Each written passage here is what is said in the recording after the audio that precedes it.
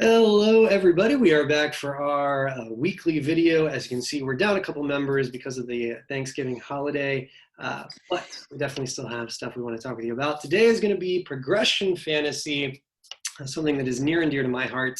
I feel like that name is a relatively new label that we're seeing. The progression fantasy Reddit, for instance, was just created in February last year, 2019. But for those who don't know, progression fantasy is when a character progresses, usually in some sort of skill or ability. We see this a great deal in, for example, lit RPG these days, where really that is the major focus, where we're literally watching someone level up. We're learning the skills that they gain through that level up. And so progression fantasy, there's a lot of course, different ways that somebody could progress. And some of the, I think, most famous writers of it now, or the people that are in progression fantasy and know that label and think of, are like your Will Wrights with the Cradle series, also like the Ascension books. But when it comes to a progression fantasy, it's really been around for quite some time. If you look at something like Wheel of Time, Rand's progression from being a farm boy into someone that's more powerful. This is a classic shonen style story for anime. If you watch like a Naruto or something like that, where a character is starting off and progressing in their abilities, so on and so forth. I think it's often tied to harder magic systems because it is easier to show clear growth in a hard magic system. We'll have another video on hard versus soft magic system in future, but there is a little bit of a tie-in with that there. So when it comes to progression fantasy, I just wanted to have a little rap session about it, hear people's thoughts. I know that name and label can even be new for some of the people that are here, but I just wanted to talk about people's kind of thoughts about that genre and kind of, I don't know if it's a genre completely in and of itself. I think it more shows up in various stories, but then I think some people have sort of taken it and said, hey, people love seeing the progress side of things. Let's make that its own genre. Let's have a story that's really just about that. So it's not just a chosen one trope with the progression fantasy. It's progression fantasy. So I have some thoughts, but I'll share those at the end. What do you think about progression fantasy? If I can go really quick, just to kind of bounce off something that you just said, Jeff, I think some of the pitfalls that can be had with progression fantasy happen in softer magic systems, right? And I think, like you said, a lot of progression fantasies do focus on hard magic systems because those are ones in which you can have set in place benchmarks. And as a result, there are kind of these quantifiable instances when the individual levels up, so to speak, or progresses, improves, becomes more empowered. I think that a lot of the progression fantasy that I have witnessed, both in books and in other media, that generally kind of maybe lacks a little bit of weight or starts to lose some of its verisimilitude is because on some level it's a soft magic system. There's that whole kind of trope or cliche of like, in the face of overwhelming odds, the hero remembers friendship and then just becomes godlike for like the next 20 pages, just obliterates all enemies and saves the day as a result, right? And I think that is one instance in which we see kind of like there are some progression fantasies that do that, basically. And I think that can kind of undercut the weight of the entire story in some instances. So I think an important thing to do kind of in advance with progression fantasy is figure out kind of where you're going and then set it up so that you can arrive there. And so that when conflict arises, it's not just a friendship kind of moment. That's my opinion. There are some people that really love those moments, though. So, to each their own, I guess. I mean, for my part, whenever I think about progression fantasy, and yes, I was the one who had to have the name progression fantasy explained to him before the episode started, but whenever I think about this kind of thing, one of my main thoughts is actually how deceptively hard it is to do. Because, like, regardless of whether it's anime or video game or in novel form, there's only so many levels of Super Saiyan God Super Saiyan that Goku can get into before things just start getting ridiculous. Like, you lose all sense of tension and all sense of stakes if you just keep piling new levels and new abilities on your character. And so when I think of progression fantasies, regardless of genre or medium, that work well for me, it's the ones that either subvert the idea of constant progression or disconnect the progression from the ability to solve the problem. So for the first one, what I mean by deconstruction of it is something like, here's another anime, is something like One Punch Man, where you start out from the first episode with the main character being able to do literally anything. Like, he destroys anything in one punch. There is nothing that can stop him. There are no stakes you can pile on this man to make him fear for his life. And so the tension comes not from, will his strength be enough to overcome this problem? The tension becomes, will he actually enjoy himself while doing it? Mm-hmm. And what I mean by disconnecting the progression from the ability to solve the problem is actually, the first thing I think of is actually Frozen 2, and specifically Frozen 2, not the Frozen franchise as a whole. Because in Frozen 2, you have, once again, Anna and Elsa going on a grand quest to, save their kingdom. And once again, you have Elsa discovering tons of new things that she can do with her powers. She can create moments in time and control spirits. But the point of that is none of that is able to solve the problem that they came to the Enchanted Forest to accomplish. And so the progression helps them get closer to solving the problem, but it is not some Deus Ex Machina power that can complete it entirely. And so that's what I think of progression fantasies that do well, is the ones that keep away from the edge of pushing someone too far into overpowered, basically. There's an issue of the Superman comics. I haven't read this. I think Brandon was the one who explained this to us, Brandon Sanderson, back when we were all in his class, where Superman is facing some kind of Krypton-powered villain. And so if he gets close to him at all, he's going to be weak. And Superman isn't progressive. He's ridiculously leveled up from the get-go. But there's an easy fix because he has laser vision. So all he has to do is get far enough away and zap the guy. But because the solution is so easy, the whole plot of that issue is his interactions with Lois. So I think it's important that you have your character operating on multiple fronts, so they're never taken care of just because they progress so much that they can't be beat anymore. Absolutely. I think kind of to the point of what both of you have said, one of the biggest and most important things is to ensure that there are other stakes, right? The fight is not the crux of who the character is. There are other things going on. In the case of like Superman, for example, he's got lots to lose in kind of like current day comic books, right? Like he's married to Lois, so there's that whole risk, which has been kind of the constant and classic risk. But also like he also is now a father. He has a son, and he risks like, one, his son being endangered, but also two, like the more time that he's out being a superhero, the less time that he's at home. His son has superpowers. If he's not around, like, does the world need a supervillain that is the son of Superman? So there are other stakes other than just, I need to beat Lex Luthor's crypto robot in a fist fight this week. And then the other thing,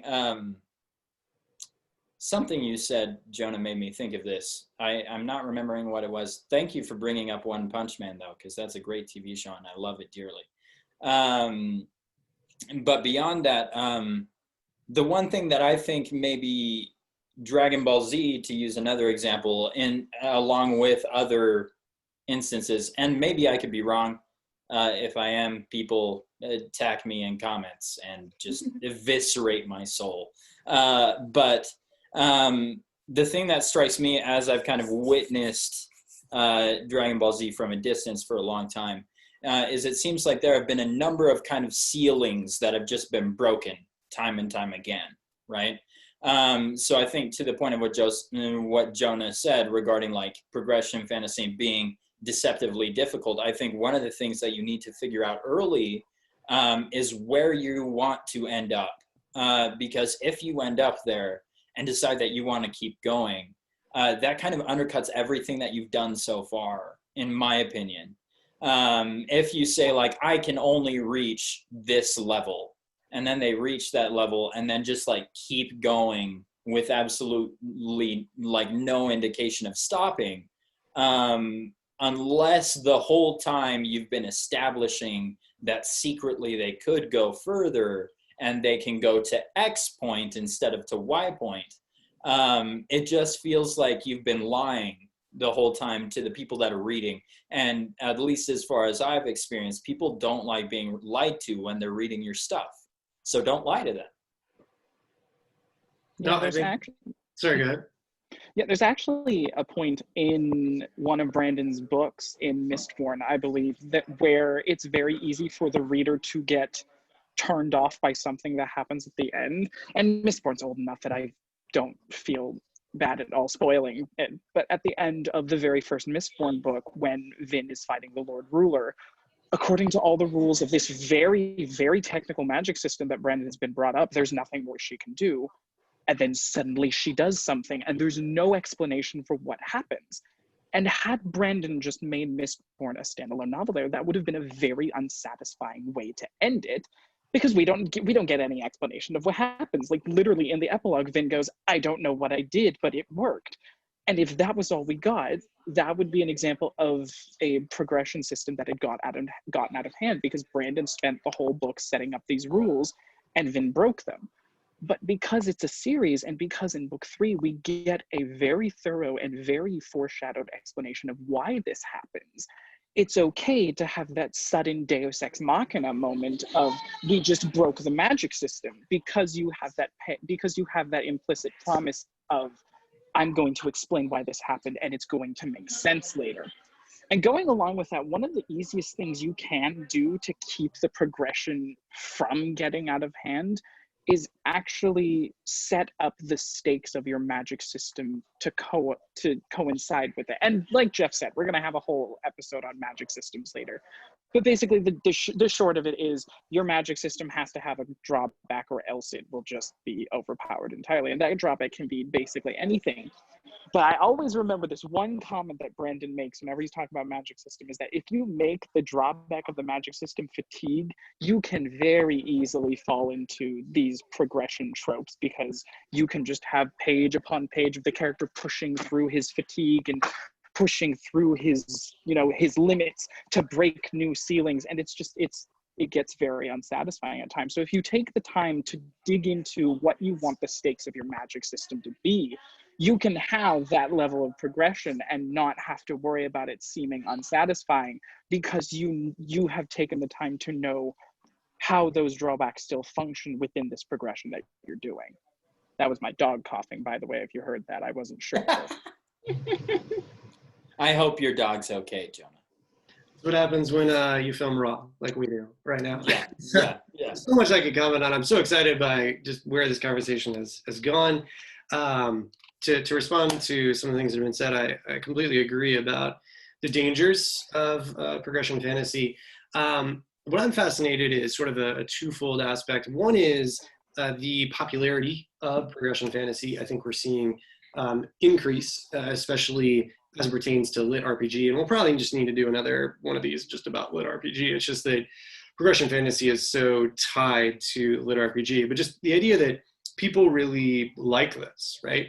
And so for me, one of the reasons I really like the concept of progression fantasy is a lot of stories feel unrealistic to me when it's just like a montage of someone progressing, or just suddenly someone has powers and now they're saving everybody and it's great. And that's not fulfilling to me if they didn't have to work for them. So I think progression fantasy in some ways comes from a place of like, let's actually make this a little more realistic to show the time that is required to actually become good or skilled at something. And I think that teaches like a better lesson. We can get all into like, should writing be teaching lessons? But I think that teaches a more realistic lesson of like, hey, if you really want to become good at something, it's going to take some effort. It's going to take some work for you to get up to being the best. And I think that's one of the strengths of progression fantasy, is the reality of it. I also think that because life can sometimes feel up in the air, and who knows how we should progress through life, getting to read a story about where there's these very clear benchmarks that we can succeed and surpass, that feels good because it's like we're succeeding with the character. So I think there's something interesting to be said about why progression fantasy has the sort of drive that it does and why it's so well liked. And then the other thing is something that you all were talking about setting it up and how to write it. Because of course, we're here as a writing group talking about these things. I love progression fantasy. I'm writing progression fantasy all the time in my magic systems. And definitely one of Brandon's techniques really stuck with me when I was writing one of my main progression fantasy magic system stories, which was he thinks about these like great moments that he wants to have. And then he says to himself, how do I get there? And that's how he like builds the story, is like, okay, at the end of the book, I want to be able to do this, or at the end of the series, I want to be able to do this. What are all the beats that need to happen to realistically get there? And you could say, honestly, that progression is occurring for any of those beats about anything, whether it's a love interest or defeating the big bad or, becoming better to your system. And so I definitely had to go back through and say like, okay, what's the sort of cap on this power, or at least the cap that happened? That must have been wild for our viewers to see like a second Jonah suddenly appear. There's still Jonah has a twin. right. That's my twin, don't worry. Right. We actually secretly have a Jonah factory, and it's a plot to take over the world. We're just churning him out, It's true. Yeah. one after the other. Jonah is Each one of them progressing. progresses more than the last, exactly. Yes. Yes, he's progressing. He's cloning himself. He gets better and better each time. Precisely. I was just going to say that when it comes to adding it on, like really figuring out those steps, like what is the max of this character's level in this system, in this book even, and then like what are the levels that lead up to that, and building those in and making those sort of each of the beats that leads up to that big reveal at the end to make that work. And that does take a lot of time and planning to make happen. So I think there is a lot going into making it successful. But any other sort of thoughts about this conversation before we wrap things up? Yeah. I just had one quick one, specifically to a point that Jonah made regarding like fatigue-based progression. This is something that I've had to think of a bit because in my series that I'm currently writing, it's not very progression focused, at least not at the moment. But one of the main characters, Clay, his kind of abilities, his supernatural capacities are directly tied into fatigue, right? Which does kind of lend itself toward this problem of like, at one point, is he just too tired? And I think that another thing that you can do to maybe, if you really want to go that route, which honestly, now that I'm on that route, not entirely sure that I'd recommend it, though I don't know how I would pull off this particular character any other way. But that being said, one other thing that I think that you can do is have direct and drastic consequences to a character's actions in kind of a fatigue-based progression. In the first book, this particular character, his name's Clay, he does a lot of stuff and pushes himself very far, and there is kind of that moment of like, I'm so tired, but I'll keep going kind of thing, and I do care a lot about there being consequences in fiction because I believe that consequences are like the substance of life, right? And so instead of being like, this isn't going to work, I'm just going to not let him push himself hard. It was fun. I liked pushing it. I liked him being able to push himself. But readers of the second book, when it comes out, will find that Clay has some very concrete, very difficult, and very punishing consequences to deal with as a result of that fatigue that he put himself through. So I do also think that, like, not just in fatigue-based progression, but in progression in general, another interesting dynamic that you can insert into your story that makes kind of the pursuit of self-betterment or the pursuit of just power consequential is having direct and sometimes punishing consequences for their progression. But anyway. I would like to just point out to our viewers the genius of using the adjective concrete to describe a character named Clay. It is genius. Appreciate it as such. Thank you. Thank you, John. I have to bring up two things. One, and I'm going to pass this to Erica. She doesn't realize this, but I'm going to. But when it comes to two things, one, Clay, I hear the dangers of fatigue, but I also think there's some, hello. I also think there's some advantages to fatigue because it's something we can all experience.